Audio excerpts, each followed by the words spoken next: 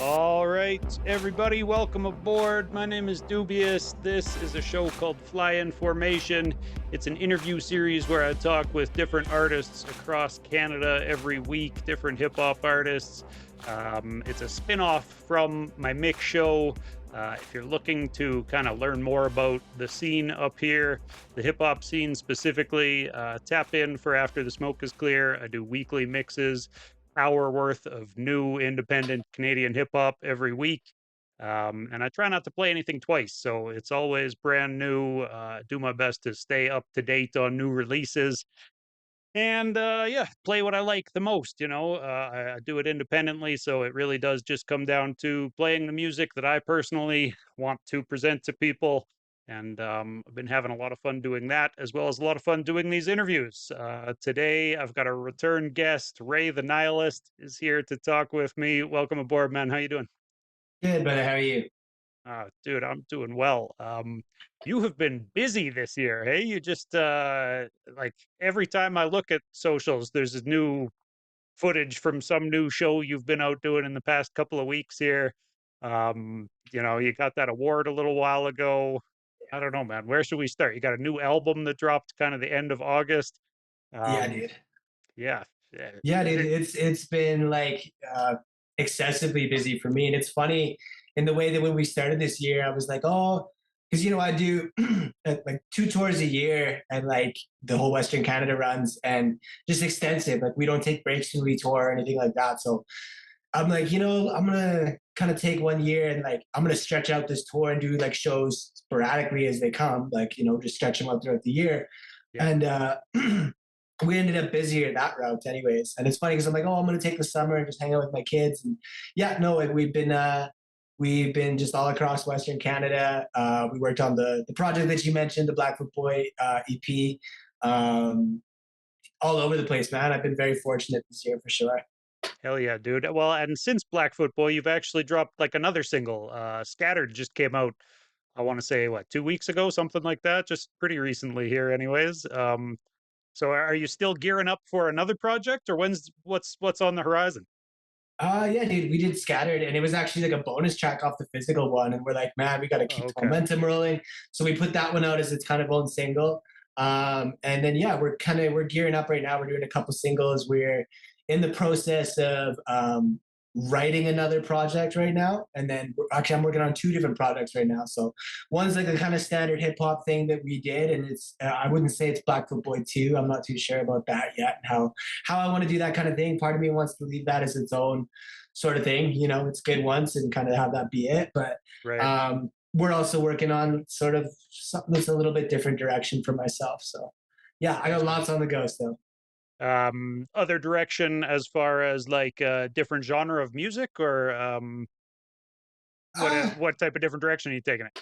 I think it's like partially a different direction. I think from what people are used to. But if you're big into my music, like I've got tracks that go right now and stuff that's very much not in the realm of hip hop. So it's kind of leaning more towards that. Like we started to bring out when I play these shows now, it's with the full live band, and I've started playing guitar in that realm too, right? And so Okay. I'd really like to make some stuff that translates a little bit more to the live stage for that reason, right? Like I enjoy playing guitar, and it's something been a lot of fun to do with the guys. So I'd like to do more of it, but it's I'm not too sure how that's looking yet. It's got to take a lot more work putting music together with a full live band like that. Am I right in thinking that?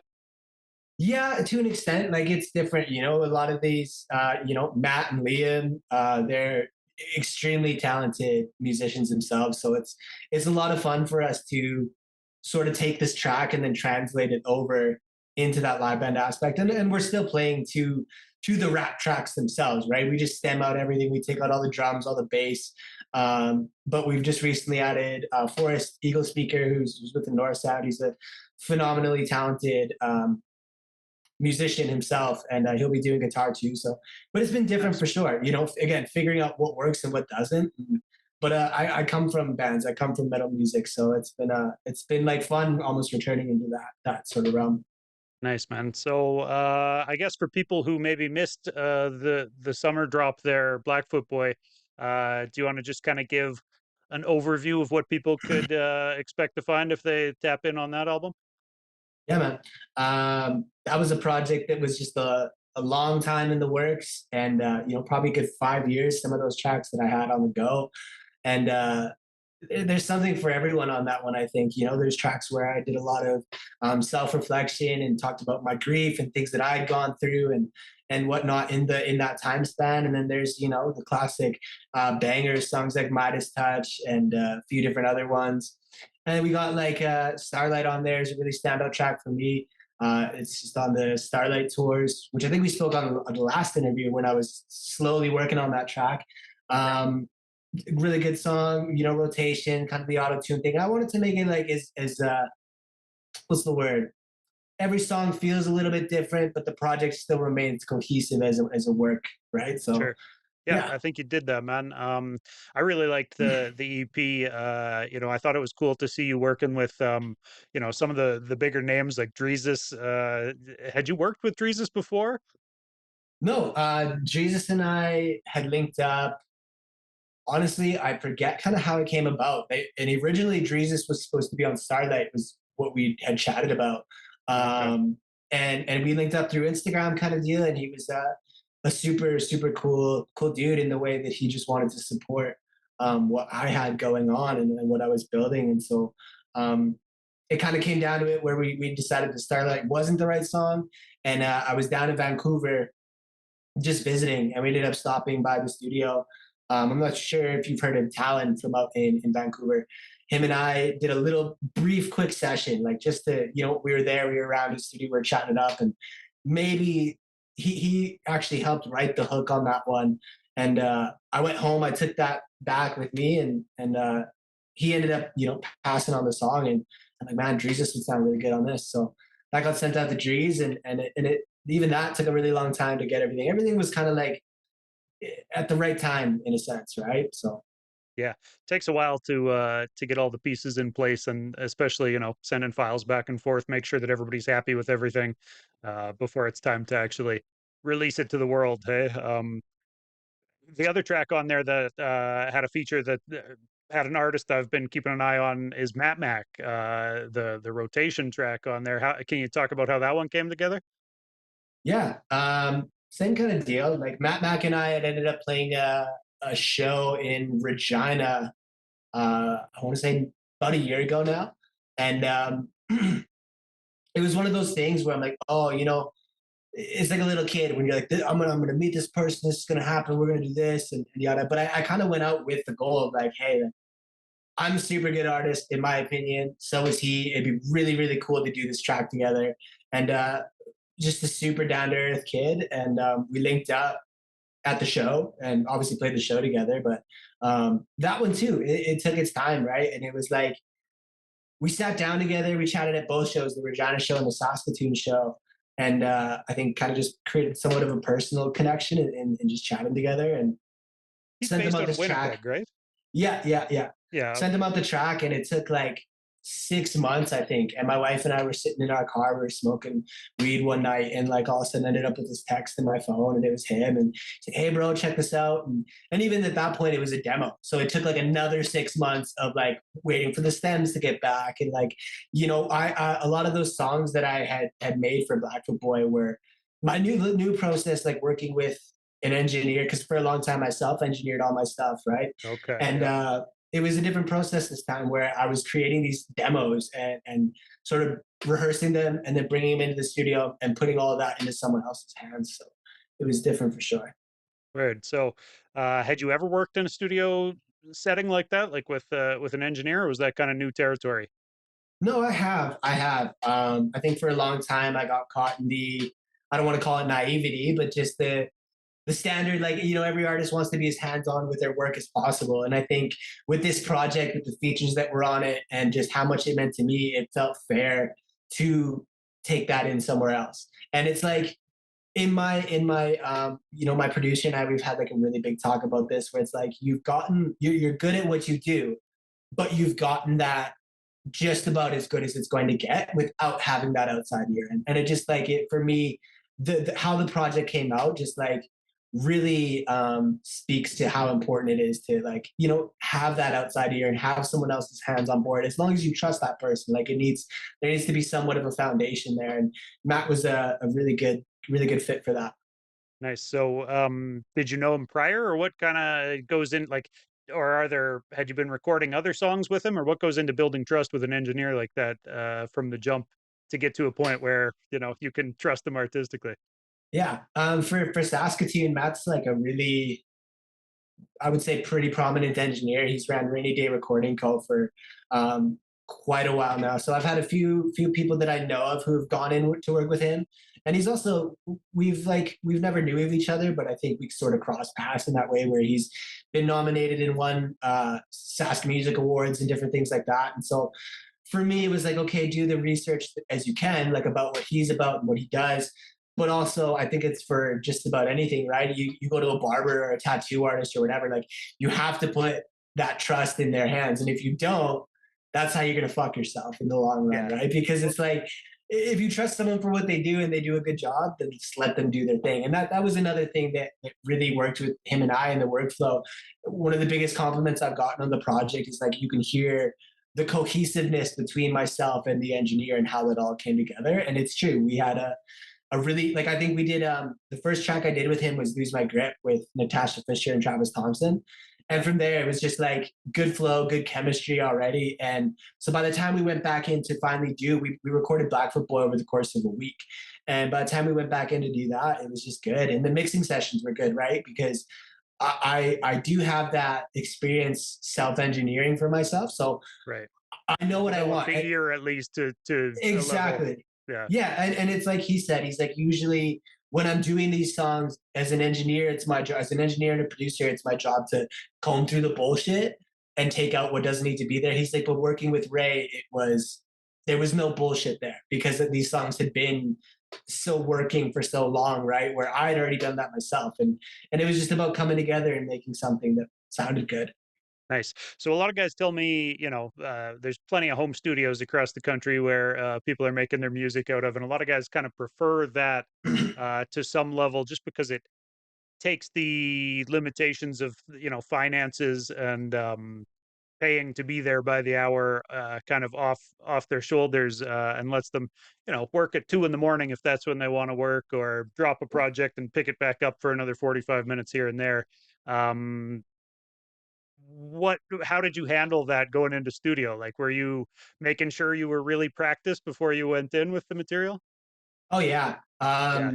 I think I had these songs for so long, and I still do that, right? Like, I'm making beats at home all the time. I'm still recording these demos, so I did that beforehand, right? And it's one of his rules where it's like, listen, like, it's like the classic rapper thing, right? A lot of people show up, they don't know what they want, they don't know, et cetera, et cetera, et cetera. And he's like, if we're gonna work together, like, you got to come in rehearsed and ready to go. And even in that way, like, I've always taken my practice very serious and my craft very seriously. So that was something that I was pretty prepped for.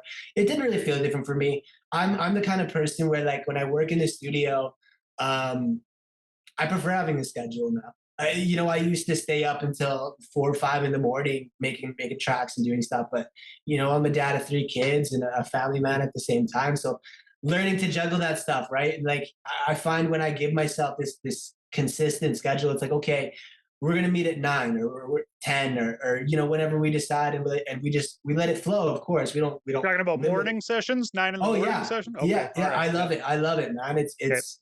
I think that's just who I am now as a person, right? Like, I work throughout the day so that I can come 6 p.m. or something, whenever I got to cook supper, I can relax, right? So right. I prefer the day sessions. I'm still a night owl. It's funny because my last name is morning owl, but I'm still a night owl. I prefer the daily. It's like work. If you're gonna work, you treat it like work. So that's how I approached it a little bit. Yeah, that makes sense. So who made the beats for this new project? You mentioned, your producer who you've been working with. Is it all by the same dude? I made a majority of the beats. Okay. It's yeah, majority of them actually. I think the only one that I didn't do was Mason Rex. Made Lose My Grip, and Mason and I even still we've done a few different tracks. We did Gran Torino and Underdog with Junk.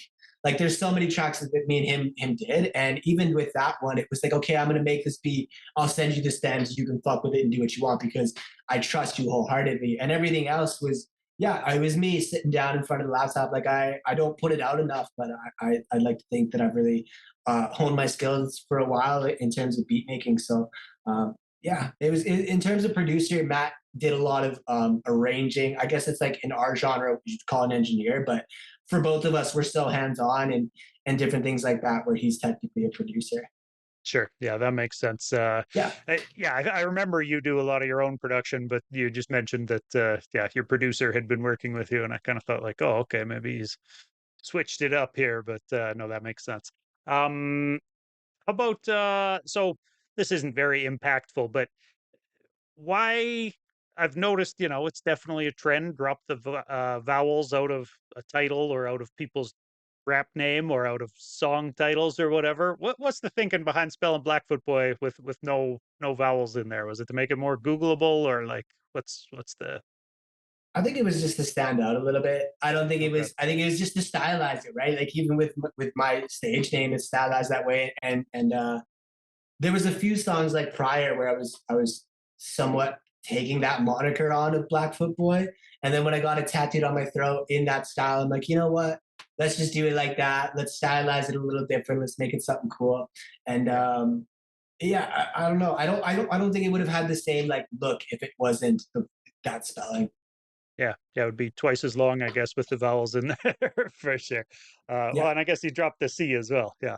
yeah. Um, yeah, man. So about is there is there kind of an overlying theme or message you hope people don't miss from the album?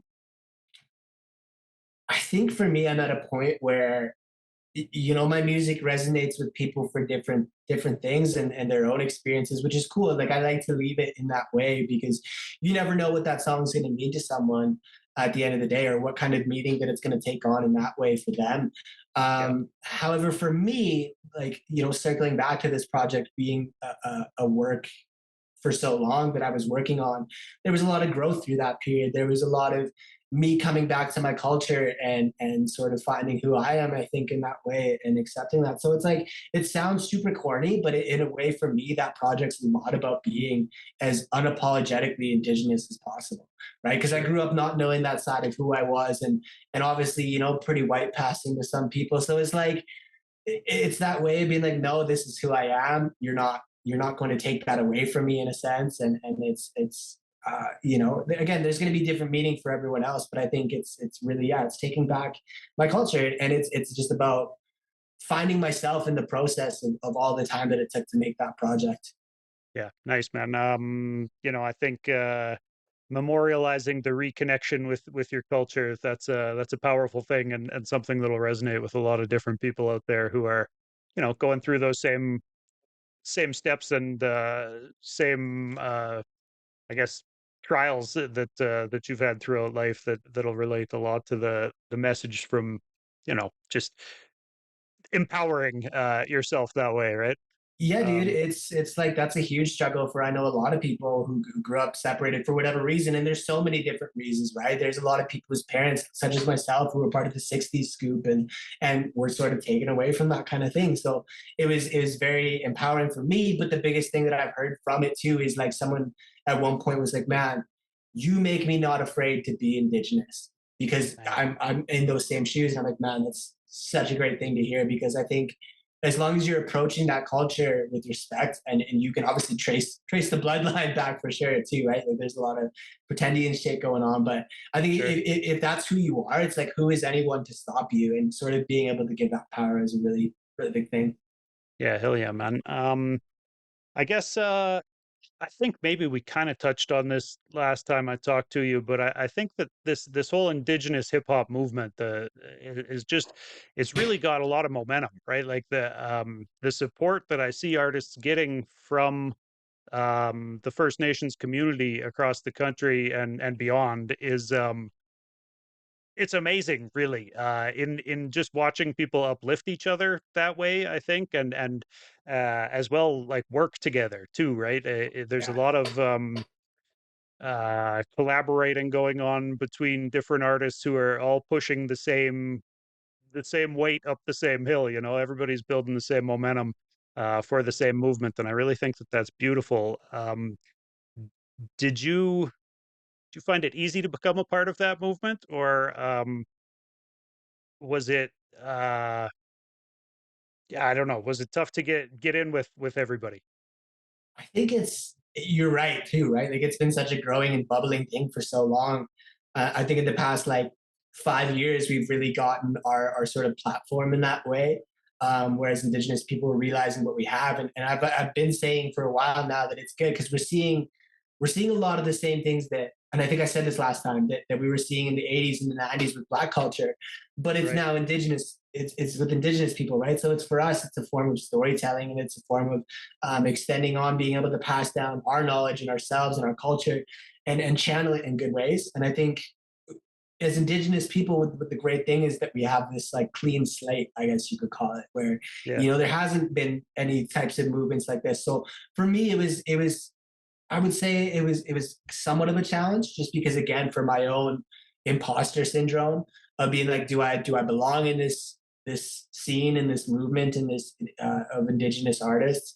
Um, However, it was good for me, sort of in that way, being someone who was a part of it, not knowing that, kind of being on the outside looking in, right? And so I was able to kind of squeeze my way in there, and it still hasn't really hit me too, right? Like I think I get mentioned in certain conversations with people, or even being able to work with people like Jesus and Matt, and having mutual respect with a lot of the forefronts of the Indigenous hip hop scene. It's something that for me, I'm like, oh, it was kind of like, oh, okay, I guess we're here. Like I guess we are sort of accepted in here, and I was able to squeeze my way in, and I'm very fortunate that love is sort of reciprocated from a lot of the people that when I came into that, I looked up to, right? So For it's sure. yeah, it was a challenge, and it was somewhat easy too. Just kind of I had that clean slate. I didn't have anything else going on in that way. Making quality music helps with getting those cosigns from the people at the forefront or whatever. I think there's probably a lot of people looking to get those same cosigns who maybe don't quite get over the bar to get that hand up and kind of brought into the circle of yeah, some of those bigger names out there doing that stuff, man. So uh It's a mix of passion and I think talent too. It's like if you can combine the two, and neither of them outweigh each other either, right? And it's like mixing that with a sense of longevity. Like I've already been at it for going on 10 years, and I'm just right. starting to get to this point where I want to get to, and we're still not there either, right? So it's yeah, it's all that mix, and just not being afraid to be stubborn too. I think for a lot of people, I played that annoying little kid of like, years and years and years of like messaging people and be like, hey man, like if you could check this out, or it really mean a lot if you could hop on this, and like building these connections too, right? And so yeah, Sure. it's been a while. So some repeated knocking on the doors there has happened over the years and helped warm them up to you, I would imagine then, hey? That's the industry, man. That's how it Yeah, is. You kind of have for to be sure. that person that's not afraid to follow up and follow up. Consistency and yeah, get out there and show them that you're going to keep doing it one way or the other regardless. And Yeah, people tend to see the movement and see your dreams a little more clearly. yeah. Um about this is kind of just a general question. I don't think I asked you last time. What's something that comes to mind that you've been grateful for in your artistic journey? That's a really good one, man. um You know, gratitude attitude is important. So I like to open the door with generic question like that and just, yeah, dude. let people think about like, well, what is it I'm thankful for here? No, I love that one, dude. I think for me, the like I've always said, even when I was doing bands and other things, like music's been sort of my only plan A. I never really did set myself up with plan B. So for me, it's left me with this like take it slow, lily pad things as they come in, and as you go and move forward. And so I've been very fortunate to, what's the word I'm looking for? Just kind of like be in the moment, be present with my journey. And that's, it's like every step of the way I'm thankful for, in a sense. It's the touring. But for the main part, it's reaching people. And it's like I was saying, making music that resonates with them. There's been a lot of people who've reached back out to me, and people view my music in a sense, I guess, as an outlet. And that's been something that took me by surprise. But it's also, I think, one of the biggest humbling things as an artist that we all strive for. It doesn't matter what kind of music you're making. I think everyone just wants to know that you mean something to someone, in a sense. And Yeah. it was like that for me growing up too, right? Like it was nice, as a teenager, being able to put on this record or this record, and it was like, okay, I might not be talking to this person, but in a sense, someone else is going through what I'm going through. And whether that's happy, sad, doesn't matter, right? It just resonates with people. So that's something that I'm really thankful for. Yeah, man. Authenticity shines through in music so easily. It's so easy to tell who is you know, trying to play a role and who's actually out there making art for themselves. And I think people will relate to the authenticity a lot more often. Um, Dude, so last time I talked to you, you were out in Cranbrook and you were freshly in Cranbrook. And now you're back in Saskatoon, right? Yeah, In yeah, Saskatchewan, someplace, anyways. Okay. yeah. Um, so did you have more roots like in a hip hop scene in Saskatchewan? That's where you grew up at? Definitely did. And I think touring Western Canada, roots back home in a sense, in Alberta and strong things like that. But for Cranbrook, I think when we were talking about it last time, like Cranbrook, there's not, it's not to take anything away from them, but there's not much of a hip hop scene there, right? Of There's course. maybe two or three artists that are really like digging in, taking it serious. And so I compared it last time where it was like Footloose. You know what I mean? Like trying to get this town to be like, hey, hip hop's cool and hip hop's this and Right. that. And it's sort of bubbled. Like I think in the past few years, I think we kind of did something a little bit there where we put it back on the radar for what it is. But it's Cranbrook's a small town too, right? It's a city, but it's 15,000 people, so it's Right. it's tough to get on the market there, and a lot of people, they're homebodies there. It's a mountain town, right? So you're outside, you're outdoors most of the time. So it was Yeah. definitely there. Yeah, moving back here, like I was fortunate in the way where um, this is where I come from mainly, right? And where I grew up, and to have these connections. But it's also been very fortunate to like take that step back and sort of distance from the hip hop scene that's in the city and start working with outside music scene now. Like I do a lot of talking with people who are in the punk scene and in the folk Yeah. scene and bluegrass and banjo players and like all kinds of people now, right? So it gave me, coming back here was like a fresh perspective that felt really good. Nice, man. So you were awarded the, what is it, best Indigenous hip hop artist in Saskatchewan, something along those lines. Yeah, hip hop artist of the year at the Saskatchewan Indigenous Music Awards. Yeah, damn. So that's a big award. Have you noticed it's easier to knock on doors after having that in the back pocket? Somewhat, I think it holds a precedence for sure. But I've spoken to. I started working with a nonprofit this year where we teach music, and Nice. the owner of that is actually a Juno Award winner. And I'm like, so like, what does this do like for your career? She's like, nothing really. It looks good on the resume. You know what I mean? Like Yeah. it definitely Yeah. it looks good in the resume. It looks good on the bios and for grants and things like that. But at the end of the day, like I wouldn't say anything's necessarily changed in my Right. career. Um, but it's good too, right? Like it's to have that. I'm not going to be one of those dudes. It's like too cool for it. Like, oh, I don't care. Like that receiving that recognition in that sense, even though it's not a Juno or a Grammy or something crazy. Like it's. I think to have any sort of recognition in what you do is a rewarding feeling. And it's funny you bring up the Grammys. I saw somebody who's like, name I don't recognize. Not somebody I follow on Instagram, just one of the like videos that pops up on your feed, where it was an American artist talking about how he actually won a Grammy, and it was just in like some, lesser role, not like the best album of the year or whatever, some small Grammy for working on someone else's album.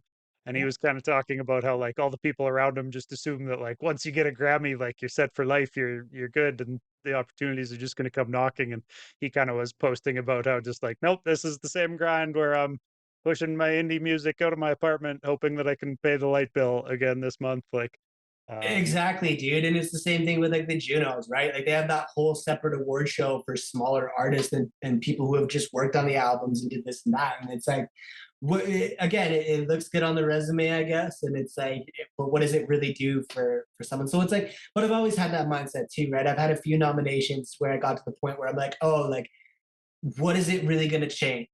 right. And at the same time, I'm like, oh, like, just let me take home one, you know? Yeah, yeah. It's always nice to have on the mantle or whatever. Yeah. Um, and in the resume for sure. Yeah. Um, about let's do this. What's the most annoying thing about being a rapper in Saskatoon? Um, to be upfront and there's no like no hate to anybody. I appreciate everyone's music. And I think that's something that, like I said, stepping away, being able to look at it from an outside perspective has been really good. I Yeah, appreciate everyone's music and everyone's grind. And I think we're all on the same grind. I think the biggest the annoying thing in a sense, but also like a really big hurdle for me that I had to get over was expecting people to appreciate your art, and like come to my show because this is how we support each other. And it's like it's true, but to an extent, like you don't want a fan base that's built up of your friends and your this other local rapper and yada yada, right? Like there's a whole world hunger. out there. So it's like, Yeah, but that's in every music scene too, right? Like it's like that everywhere. And it's walking that fine line of like how can we show support without taking away from ourselves either. But it's like I wouldn't call it annoying. It's like it's a hurdle for I think a lot of people. sure. Yeah, it's that's the main question is how do you get normies to care about the Canadian hip hop scene? I think like whether you're talking at a local level or at a national level, it's a question I've asked a lot of times about like pushing after the smoke is clear, right? Like calling it Canadian hip hop, I think chases people away to some degree because they're like, well, that's going to be subpar. Why would I listen to Canadian hip hop or whatever, right? And so, Yeah. yeah, it gets tough I still don't know the answer to that one. And most of the artists I talk to don't know the answer to that one. How do we get beyond the fan base of other rappers and the diehard kind of like hip hop heads who are out there really into it. How do we Yeah. convince the masses that like, well, actually these people are as talented as, a lot of their counterparts from America are, and they just aren't getting the same push. Yeah. Oh, Uh, and it's the same thing too, right? Like there's like levels to it. And I think a lot of people look at it as like, oh, if you're not Kendrick, you're not Drake, like they don't care in that sense. And right. it's like I think you just have to keep chasing it too, because like, it's the classic saying of like people don't care about what you do until it's cool to care about. And it's super true for like in a lot of senses, right? Even after I got this award and different things, people then they want to support. It's like, hey, but why didn't you come to the show? Like, Yeah. so it's like, but it's a hurdle in that sense where people like have this preconceived notion of what an artist should be. And exactly as you said, right? Like there's so many good artists out there that haven't reached those levels, but are just as good as some of your favorite artists. Yeah. It it's tough too with the like why don't people come out to shows like even other hip hop heads or whatever. Um I won't lie, man. I'm a homebody. I fucking sit at home. Like I probably pissed some people off last week. Sergeant and Comrade were coming to town. I was at their last show when they were in town. Shouts to them. They make great music. But like my homie was like, "You coming out?" And it was a three-way call with me and him and Comrade Jay.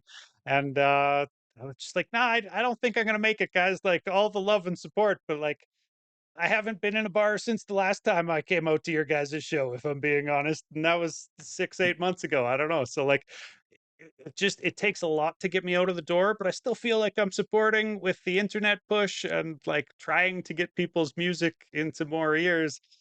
And if I'm being honest, I'm going to go ahead and say that I think that maybe in 2025 it might be more helpful to have people trying to do an internet push for you than it is to have me come to your show and slap hands with you. Like, It's like it goes both ways, right? Like I can speak.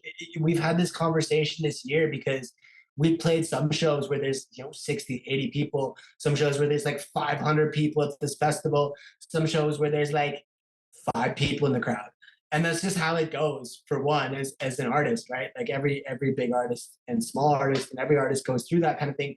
But it's like I've had conversations. We did a forest fire benefit concert this summer, and it was a mixed genre, and like all together, all these acts, we like had trouble getting people in the doors, and we're like, man, as each individual should be able to fill a room, but it's all across the map too, right? Like it's just people aren't. It's unfortunate in a sense. People aren't going to shows because my drummer put it into perspective because he's quite young. He just turned 18. He's like, man, it's like a lot of us that are coming in and used to like, it's not how it used to be. He's like, we found out you could FaceTime your bro and game out for 5 hours every night. So why go out to the bar and meet each other and do this face, which is like coming from like I'd like to think I'm like the middle child in that sense of the two kind of like the old heads and the new Sure. guys. And so it's like I get it. You know what I mean? Like there used to be a point we'd put like 120 people into a tiny venue on like a Wednesday, Thursday night. People got work the next day. And now like you're lucky if you do get like 60 people out. You know, like it's times are shifting and Yeah, well, and everybody's broke too, right? I think tech has a big part to play in it. I think yep. the pandemic kind of pushed everybody into our little boxes, and like your Yep. buddy said, showed us that like, well, video calls aren't actually that bad. Like, um, yeah, the reason I didn't go to that show last weekend was because I do a video call every weekend to play Dungeons and Dragons with my homies up in Edmonton. Dude, and it's like how can you be mad at people too, right? Like as much as it sucks, sure, because that's how we can genuinely support these artists and maybe put some food on their tables, things like that. For someone like myself, I've been fortunate to do music now this year for a living, so it's like it's crucial, but at the same time I'm not mad at it either, right? Because it's like it's a tough thing right now for a lot of people packing Yeah. shows.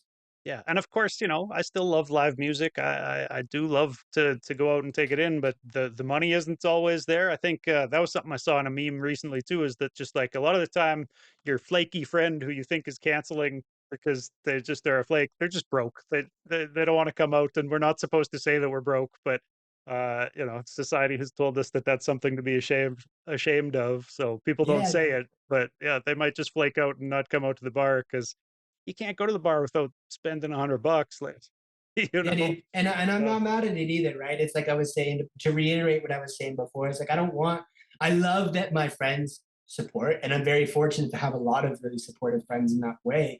However, those aren't people I want as my direct fan base. And it's great if they are. I'm very, very grateful for the people that do support in that way. But there's a whole world out there too, right? So it's just I think yeah. it's again it's longevity and consistency and just like not letting that stuff discourage you. Just keep moving forward with it. Well, and ultimately for success, artists do need to get beyond that, friend fan base.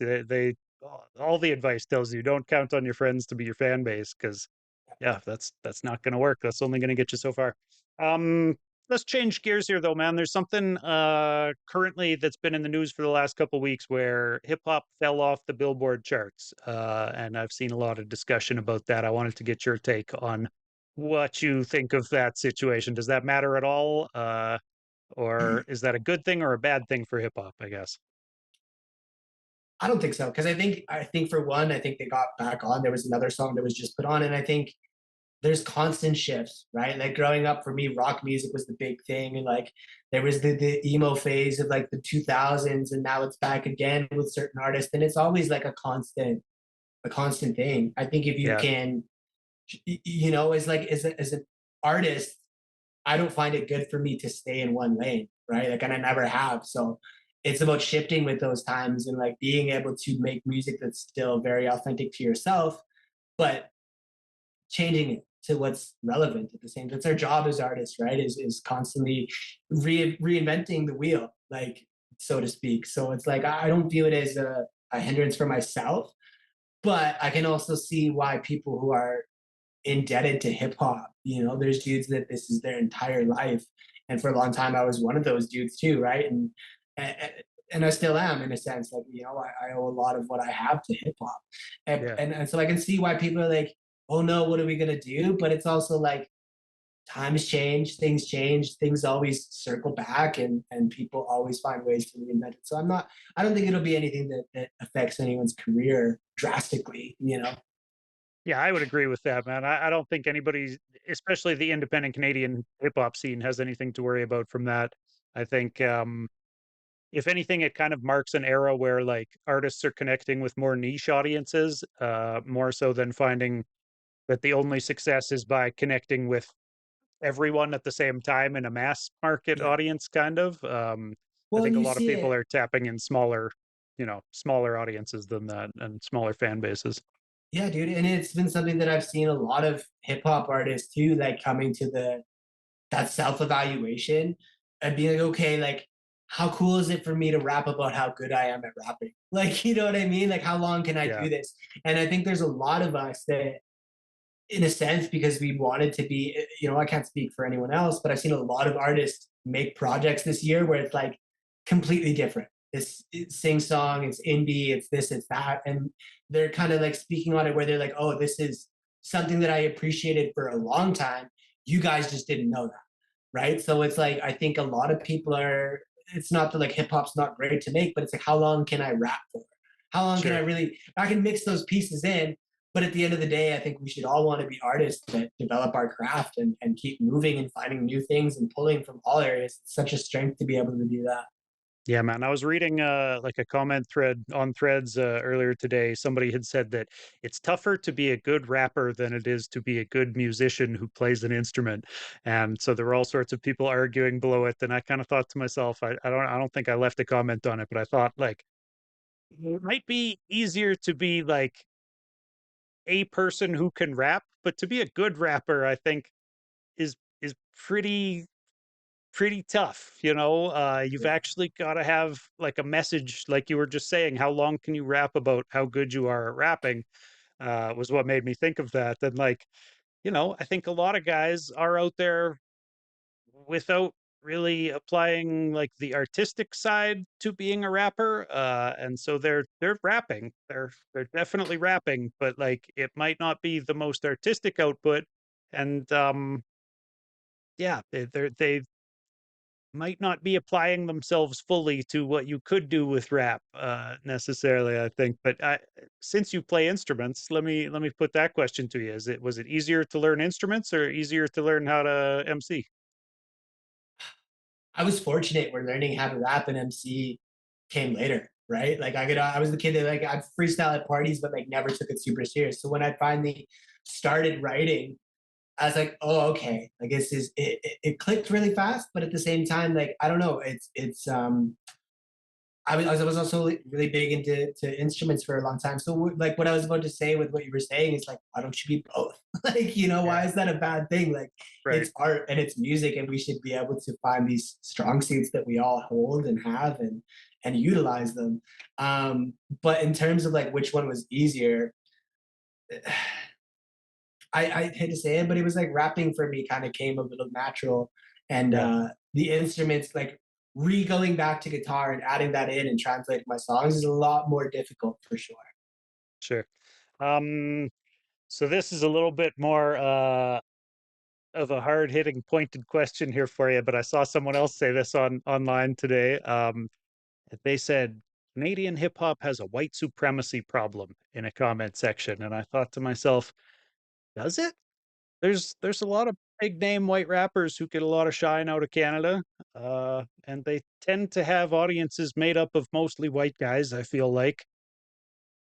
Um,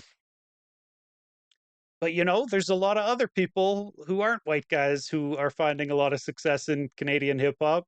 I don't know. I've done the stats before because like I've had someone tell me that like, hey, I listened to After the Smoke Is Clear, and I was using Shazam to find some of the songs, and I noticed that it's a bunch of white guys, and I kind of tried to defend it and be like, well, I just listen to a bunch of music every week and choose what I like and put it in a list. And like, I don't think it's all the white guys that is the music that I like. Like, Yeah. I, had to kind of self analyze and went back and looked at some of the track lists, and like, it's normally between 30 and 50% white guys on at sick, roughly. So like, I don't feel like I'm necessarily overrepresenting for white guys on my playlist personally, but like it's definitely something I'm more conscious of now that it was pointed out to me. Yeah, Because I don't want that to be the situation on After the Smoke is Clear. Like that's weird to me. yeah, I was always weirded out by like King of the Dot because like I'd go into those events. I've been to two of them in my life or whatever, and just kind of look around and be like, all right, it's every white guy in Calgary here, but like, is this the hip hop scene? Like, I don't know. It just didn't really feel right to me. It didn't feel like the shows that I would play in Edmonton. Um, mhm, you know, uh, and that's not to shit on King of the Dot. It might have just been in Calgary that one time. Maybe, like I said, I didn't go to many of those events, but if you ever felt like there's a white supremacist problem in hip hop specifically, I don't think so. And that's not to say that it doesn't happen, right? Like sure, there's not that kind of thing going on. It's not to take away from anyone's opinion, but for me, I think with respects to Black culture and where hip hop stems from, it's a thing that grew and grew and grew and got adopted by other people, right? And everyone is involved with that. And for me, as long as you're paying respects to where things come from, like I yeah, said, like I'm the middle child in that sense, so I get the old head culture. And I was still partially one of them, even though I was born in the 90s. Like, I get it. You know what I mean? And I yeah, get where it comes from and I respect it completely. But it's like, I don't see it that way, right? Because I've been fortunate, when you say that, I think of people like German and Italian, and like has probably one of the broadest fan bases out of Canada. And everybody, Indigenous people, everybody appreciates what he does. yeah. And so I don't think it's any artist's fault either if that's who picks up on their stuff. Like, we don't go out and pick this fan base unless you're really genuinely like, I'm gonna market to white people. Like, that's, you Right. know what I mean? Like, Yeah. unless that's your There's that goal. one guy who moved to America to do that, but yeah. You Uh, know what I mean though? Like, I don't know. I don't see it that way. I think it sort of became everyone's thing. And it's like we kind of had this conversation, Junk and I, when we made World on Fire this year, because it's such an indigenous heavy topic. And yeah. it's what stems from, my reserve and Ghana Nation, and now indigenous communities across so-called Canada. And we were kind of talking about it, we're like, man, like, isn't that a little controversial? Like having a German and Italian European dude speaking on these topics, and we're like, isn't that a good thing though? Because it opens those doors 100%. and shows people that it's everybody's issue, like at the Yeah. same time, right? So I don't know. I would see it that way. I think, yeah, that's a really good question. But for me, I'm like, no, man, it's as long as you're paying the respects. Again, it's how I'd summarize it. It's everyone's thing now, but pay respect as to where it comes from at the same time, right? Totally. I agree 100%, man. And just to completely take Junk off the hook, I was not talking about Junk uh, No, no, but that's the first on person. that You know one, what I but mean? Like, yeah, yeah, when you when you he's a very mention talented dude who deserves all the fans he has, man. exactly, and that, like, Yeah, Miley's usage for him as an example was like, you look at him, and dude's got the broadest fan base. I've toured with him, and I've seen the people that come out to the shows, and it's a mix of every ethnicity. Like, it well, doesn't. and he's prolific as hell. A lot of these white guys are putting out music all the goddamn time, and it's good. So what am I not going to play it on the basis of them being white? Like, No, I exactly. can't do it, right? To me, that's not Exactly. hip hop. Hip hop is supposed to be inclusive and about the merit of the artist and the music they're putting out more so than Yeah, man. their identity. So yeah, it's definitely something that I've toyed with and try to make sure I'm walking the line properly on. But yeah, I saw that comment online earlier today and was like, that'll be interesting to ask Gray and see what he has to say on that.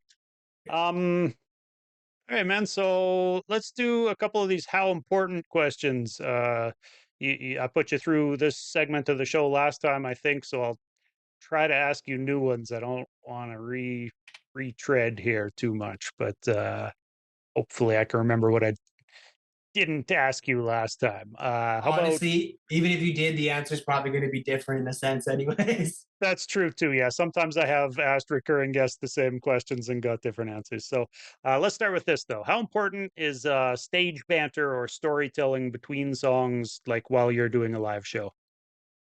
Um, It's a mix. Like I used to be heavy into that and like re-explaining everything and trying to keep them engaged and yada yada. And Yeah, then we've been like on the festival circuit this year. We've been doing a lot of stuff where like it's go, go, go, go, go.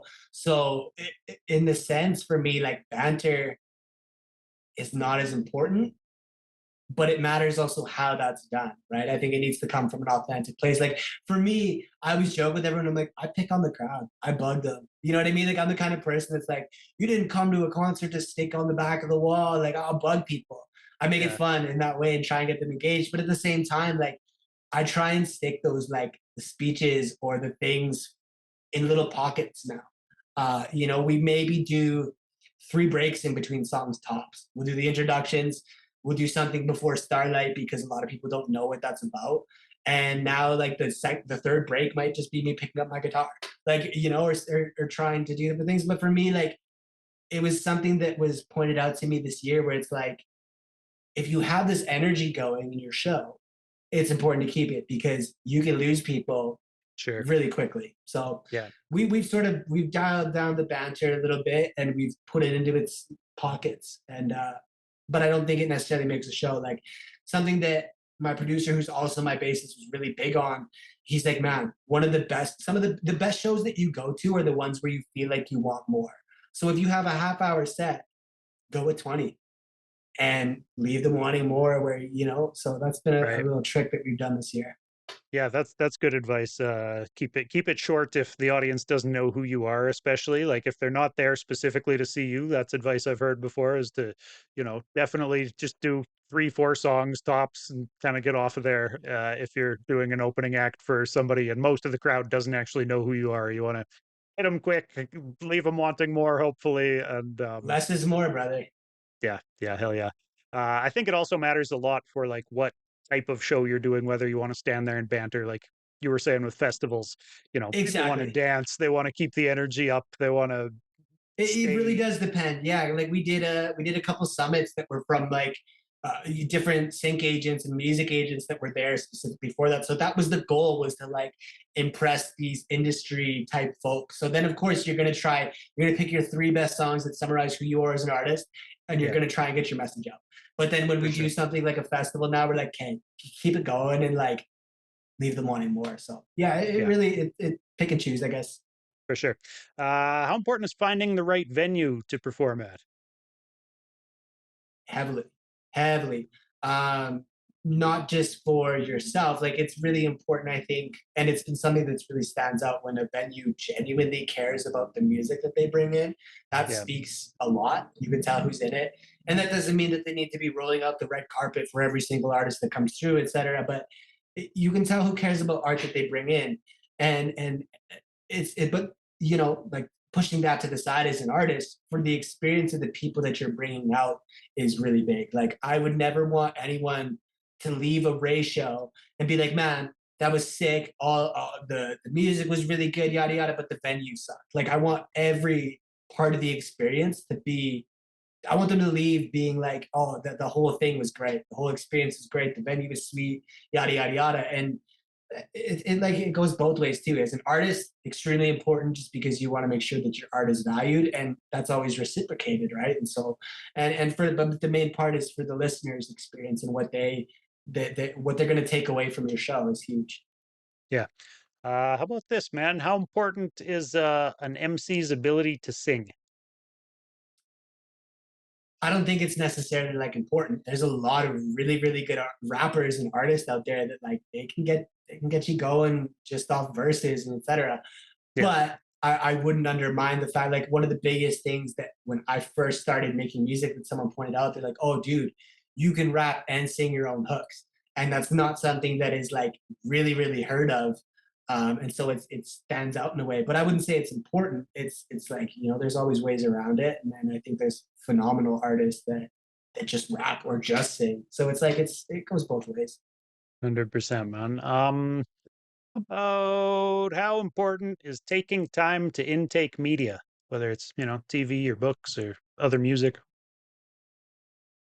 I think it's important, but it also matters as to what you're. I've become really big on that, where like it matters what you're taking in, right? Like, is it Yeah, is it positive in some form for yourself? Is it gonna like, and don't get me wrong, man, I kick back, I watch TV all the time. Like, when I can find breaks to do that kind of stuff, I'm watching like Dog the Bounty Hunter, just stupid shit. Like it's nice to Yeah. get that like breakaway, but at the same time, like I really value what we take in and what part of like if that becomes you, right? In that sense. So like I think it's really important what you Yeah. digest. Yeah. Flip side of that, how important is keeping up with the news as an artist? Depends on how you look at it, I guess, and what your message is, right? Like if you're For politically. you personally, how about? Oh, dude, for me personally, I don't think it's I myself, I try not to stay involved in the news. So like anything politics, anything news, anything things like that. Like to me, Yeah. the world's shitty enough. Like I would never want to like sit there and watch how shitty it is because I, Right. I see it everywhere anyways, right? So Yeah. um You can rap about the ills without necessarily having to reference the newest news story. With yeah, what's going dude. on in the world, you know about the shadow side of it. Yeah. Yeah, dude. Um, how about how important is living what you rap about? Extremely. Um it goes back to what you and I were saying about authenticity. Like people can see Yeah. through authenticity and not authentic people. People can tell when you're about what you truly are, which is why I've never been out like, I might have braggadocio bars and whatever, but like never been out there like talking about guns and like gang life and this and that. Like I grew up in Saskatoon, which is very like, it's the area, like stuff like that is happens here. And Yeah. but I've been around it, not in it. Right. So I've never tried to like make myself be something that I'm not. And even other artists that I've worked with and look up to, like you can see what's authentic to them and what's not. So I think it's extremely important to channel yourself in the way that you actually are and who you actually are, because people can see through that. Hell yeah, man. I like that answer. So this is something that'll be a little interesting to ask a guy who has his philosophy right there in his name, the nihilist. How important is a message to your music, in your music, passing on a message? Extremely, extremely important, I think, for me at least, right? Like I would never want to have like soulless, lifeless music that just like has no meaning. And that's always been me. And so like even circling back to my name, like people think the nihilist is because I am. And like I've even been told a few times where it's like, oh, that's not a really marketable name. That's not this, that's not that. Until I explain what it is. And I'm like, yo, but that's how I was when I was 16, 18, just starting to rap. And so that's why I called myself that, is to give myself that anchor of like, this might be who you are, but that's not who you want to be. And now, I started off with not having a purpose and like rapping about that. And now it's like, okay, well, I'm 28 years old now. I got a wife and kids. And so like my perspectives have shifted in a sense. And I totally have a purpose. And part of me finding that purpose was giving myself a purpose through music. And then so circling back to what I was saying, where people thought that's what it was, it's like Yeah. even that in itself is a message that I think again, you're giving people um, inspiration. You're giving people something to resonate with, and that's always been important to me with music. Yeah, man. Let's do here. I got a couple more of these I want to ask you. Sweet. How important is any particular substance to your artistic process? It depends. I think everyone's different, right? Like some people thrive off of substances and different things like that. For me, I actually just I was California sober for a long time, I guess you could say. Like I Sure. didn't drink, I didn't do hard drugs, I got sober, going on 7, 8 years now. But then even this year, I quit smoking weed, and that was just a personal thing. Like there was nothing, I've always said like me and weed have a good relationship. I love weed. It is what it is. I'd never knock anyone for it, but like I don't view any part of myself has changed afterwards either, Nice. right? From what Yeah. I did. Like, so but it depends. Some people, again, that's where they get their inspiration from. And like we pull from all different areas, right? Everyone's different. So Yeah. Yeah. 100%, man. So as a producer, how about how important is a producer drop at the start or, well, yeah, normally at the start, I guess, of a song? um, that's a good one. Cause to me, it really depends, right? Like if you're, I can't even think of any producers off the top of my head. If you're Metro Boomin, like yeah, it might be big for the artist to be like, yo, I had Metro Boomin on this thing, and it's like super killer. And I think part of it is like as an indie artist and as someone who like wants to give producers their credit, Hmm. it's good in that way to do it. But as the artist side of things, I've always found, and this is something I learned really, really early on. Someone messaged me at the one point, they're like, dude, your music's super killer, but you gotta pay for the tagless beat. Because they're like, that's taking away from like you're getting into this intro and all of a sudden like da da da da da on the, you know what I mean? Like, so I don't know. It's important. Stars.com. Yeah, Yeah. exactly. Like Yeah.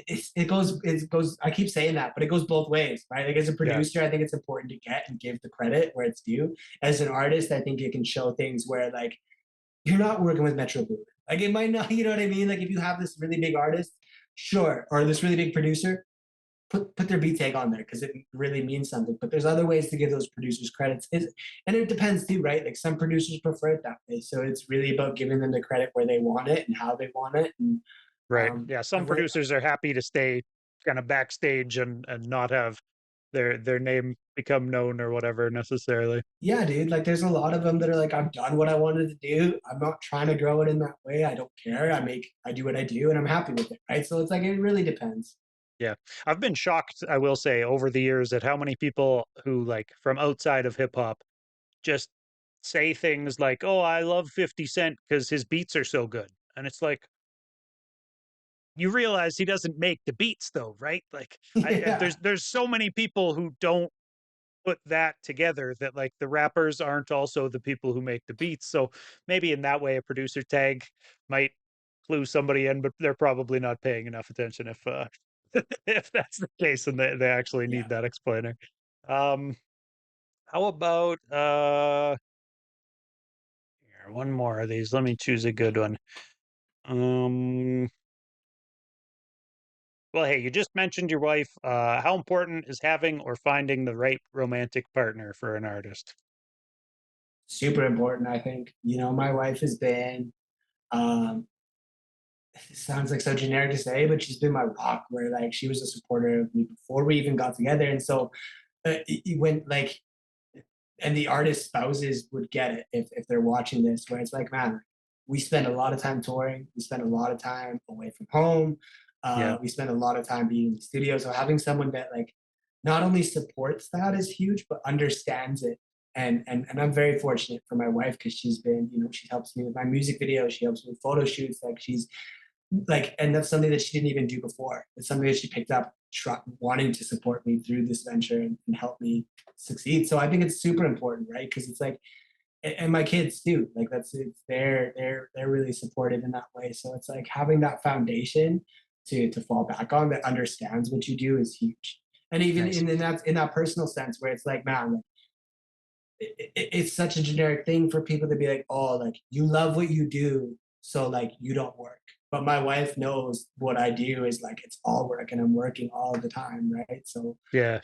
yeah, being That's able to huge. take Yeah, that I mean, everybody gives their wife credit because it's real, you know. That's so real. Your partner should be your rock, and I think yeah, you need somebody to lean on, man. Life is tough for an artist or otherwise.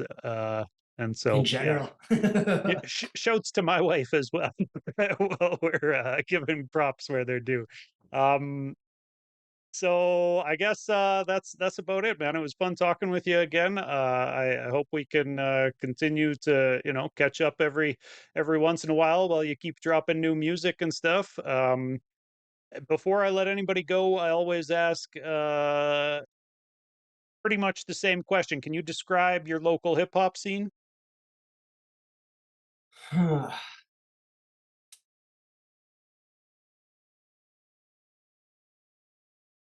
think trying to think of the right word here. Um, Underdogs, man. Like people sort of bypass Saskatchewan and in general with like hip hop or not, right? Like Yeah.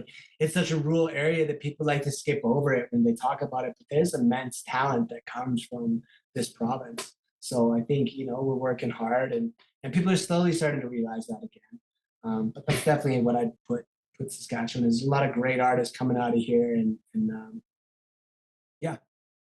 Can I get you to name a couple artists you want to give shouts to? Doesn't necessarily have to be other people from local there, but people you think more people should be paying attention to. You know what? It's funny because I knew you were going to ask this, and I had them, and now that I've been asked the question, I can't think. I don't know, man. Again, I've been switching up a lot lately as to who I work with and who I support. I've There's a band out of Saskatoon called Green Wing that's really great. They're sort of like a punk band that's really awesome, and then the North Sounds from Saskatoon too. Um, Really amazing folk country stuff that very talented artists. But then in the hip hop realm, like shouts out to Dreezus and Matt Mack and the people who've been very kind to me and done a lot for me. This was something I didn't ask you last time that I've started asking as an outro question here, along with Okay. that last question. Can you name an artist who you haven't worked with who you would like to work with? Oh, that's a good Let's one. breathe it into reality, you know? Yeah. No, I like that one, man. It's kind of tough because I've been very like I've a lot of the people that I wanted to work with, I've been fortunate to do that. Like I like to set realistic goals. Yeah, I would say, to be honest, probably Snotty Nose Rest Kids. Like there's been a few times where we've chatted briefly about it, yeah, but it'd be really good to work with them just in a stylistic way where I genuinely appreciate their art. So I'd probably put those yeah. guys in the mix. I think that could work really well. I'd love to hear that track. Any plans for shows or tours or anything else that we should plug to people who might be watching? Yeah, man. Go run a Blackfoot Boy. That one's still like people move so fast, right? So I think like the hype's Yeah. dying down for it already. But go back and listen to it. Go run that up. We I are felt bad asking if there's another album on the way. I hate, when artists two. have an album out for a month or two and I sit here and I'm like, okay, but there was a new single. So is there another album on the way? Like, because you Oh, never like I know, get dude. it. There are some people who drop 5 albums a year. Like, Yeah. uh, the No, music I industry get is it. nuts. Yeah. It moves quick. So go back to that. Go listen to that. Go check out Scattered. That's a new one. Yeah, we're working on another project right now that's hopefully going to release. I don't want to give any dates to it right now, so we're working on it. Soon-ish, anyways, maybe. Yeah. Yeah. Okay. And then we what do we have? We have last two shows of the year. We're in Calgary on the 12th. Yeah. And then we are in Regina on the 13th. We're down in Prince Albert again in January, which hasn't been announced yet, so I don't know how much I should talk about that one. And then, as usual, like I'm working on next year's dates again, and I plan to do a little bit of East Coast stuff, hopefully, see where the things go with that. And I've been saying that for years, so I'd Yeah. love to find new territory in a sense. And yeah, we're always working. We're always working on new stuff. So. Tell me about the Calgary show. Do you know the details off the top of your head? Who else is involved with that one? Or where's Super it at stacked territory? lineup. It's actually in, correct me if I say this wrong, but Minitini First Nation, which is about 40 minutes outside of Calgary. I'm going to And trust it's, your pronunciation of it, though. I hope so, because I'm Yeah. trusting my pronunciation right now too. I'm Yeah. learning. But Yeah. Nambert Manor is the promoter for that and the organizer. And we worked together last year for some stuff. And just a phenomenal dude that's really about his community and really, really great dude. And he's one of those things where, as I was saying, like earlier about the venue thing, that dude rolls out the red carpet for every artist that he puts on. So it's a really good dude that's running it, and I'm just fortunate to be a part of that again. Nice, nice. Sounds good, man. I appreciate your time doing this. Always a pleasure to talk with you. Thanks again, man. Oh, likewise, dude. Yeah, such good vibes and good energy and great questions again, man. Hell yes. All right. Well, people should definitely go check out Blackfoot Boy and keep supporting Ray the Nihilist's work on all the platforms. You're on Bandcamp, I'm sure, right? They could go buy it on Bandcamp if they want to support. I gotta get more on Bandcamp for Oh sure. no. Okay. Yeah, I'm like not as up to date on Bandcamp as I should be, but Well, then just keep then wait streaming. until Ray comes to town and then buy physicals or Yeah, something. that's honestly that's the best way. Is coming to the shows, and buying the physicals, buying the merch, things like that. So Sure. Yeah, I will recommend that you get your shit onto Bandcamp because guys like me might just stay home when you come to town, and I would be happy to support buying your digital music. Though I've definitely yeah, bought plenty through iTunes, but I know artists get a bigger cut if I can buy it through Bandcamp. So that's what I always recommend people. But yeah, all right, I'll catch you on the next one, man. Peace. all right, bro.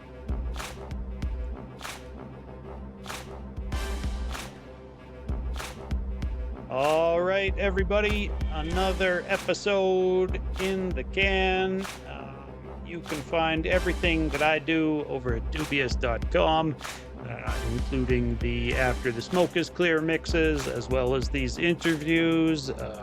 Find me on all the social medias. If you type in Doobyis, like it's spelled there, Doobyis, you will find me. And keep up with what I'm up to. I'm out here paying as much attention to the scene as I can and doing what I can to get new music in new ears every week. Coming up next week, I got 2 more interviews booked for this year's season. Season 3 of Fly in Formation will wrap up early December. But next week, I'm talking to Pretty Ugly, Toronto-based artist who's got a new project in the works that we're going to talk about. That'll be on November 25th. And then December 2nd, the week after that, I talked to Toronto-based artist D-Sisive. That should be a good time. Should be some laughs to be had for that one. And plenty of new interviews. If you enjoyed this one, check out the rest of the playlist on YouTube. I've talked to artists across the country, and it's always a good time. I always dig into their new album and get them to talk about the process creating it and promoting it and all that type of stuff. Just cover the indie grind as best as possible. And back every Tuesday here on Twitch. If you're not following on Twitch, you should come through live and chat. Hit the like if you're on YouTube, share with friends, all that good stuff. It helps a ton with getting the algorithm convinced to show it to more people. When Ray and I were talking about how do we get, the music out to people who aren't already hip hop heads. That type of algorithm manipulation goes a long way in that struggle, and it's always greatly appreciated. You can also donate directly to the show if you want to try to help keep the wheels greased around here and the content coming consistently. I appreciate that immensely. It's there's a link on my website. I think it's paypal.me/Doobyis. Always appreciated to the people who are donating. Much love for watching. I'll catch you on the next one.